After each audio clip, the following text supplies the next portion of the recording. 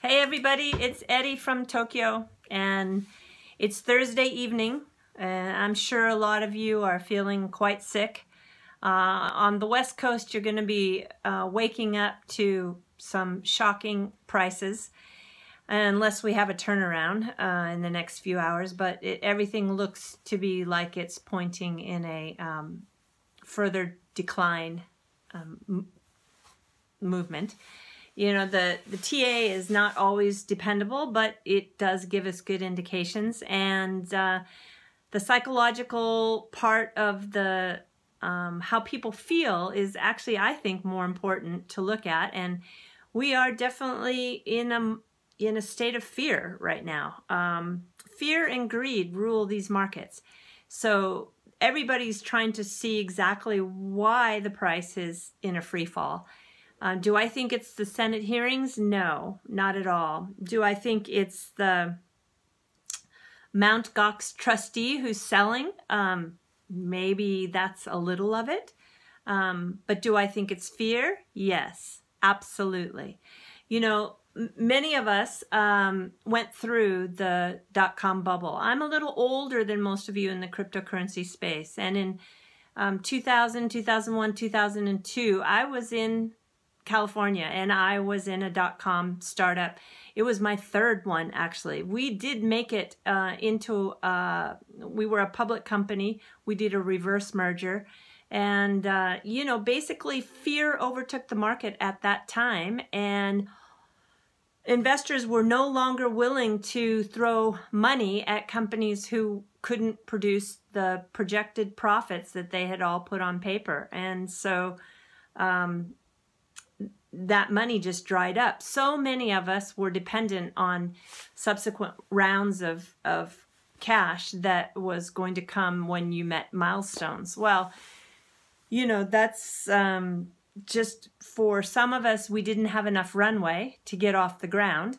Another group of dot-com companies just had really terrible business models.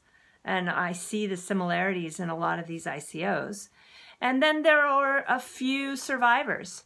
And so I'm looking at Bitcoin and I'm thinking, well, does it have a bad business model? No, absolutely not. The business model in Bitcoin is rock solid. So I'm going to scratch that one off in terms of Bitcoin obituary, or for the reason of some early death.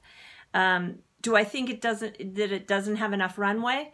Absolutely not. Bitcoin has been off the ground and flying for many years. So that's not a problem. Do I think that it will survive?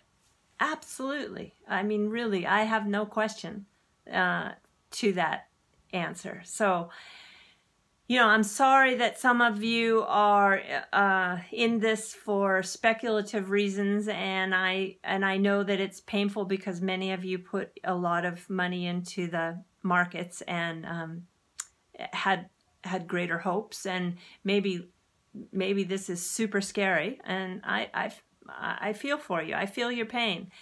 But do what you need to do. If you need to sell and you need to get out because you can't stomach it, then do what you need to do. But I'm in for the long haul. I'm not selling. I'm not going anywhere. And I am not that worried. It's painful.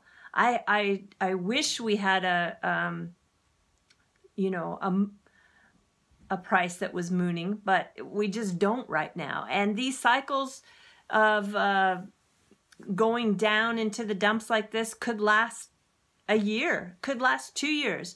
But if you go to 99bitcoins.com, you'll see that Bitcoin has, on their obituaries page, you'll see that Bitcoin has died officially 269 times. So I'll put that link down below, and it might make you feel a little bit better. So that's all I really have to say today. I'm not going to bore you with any more stats or my opinion as to when we'll see the market turn around, because I don't think any of us really know right now. But the one thing I know for sure is that fear has everybody frozen and in a panic cell. So yeah, I will continue to bring you the cryptocurrency news from Japan, and I'm not going anywhere. So please take care and see you soon. Bye-bye.